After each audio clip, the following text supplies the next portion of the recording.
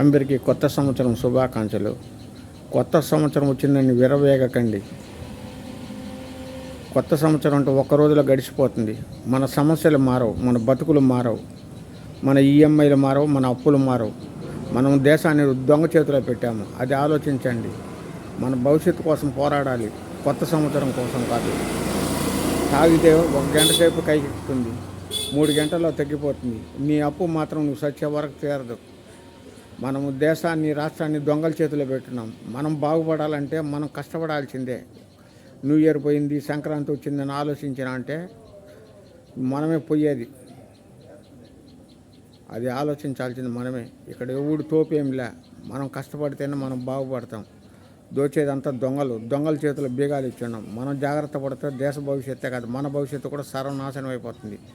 అందరికీ happy new year, Sankranti wishes తెలుపుతున్నా. పండగ వచ్చిందని ఊరేగకండి. మన భవిష్యత్తును కాపాడుకోవాల్సి మీ చేతుల్లోనే ఉంది. అప్పు కోసం పోతే మీ బతుకులు రోడ్డు మీద పడుతుంది. అది ఆలోచించాల్సింది ప్రజలే, నాయకులు కాదు.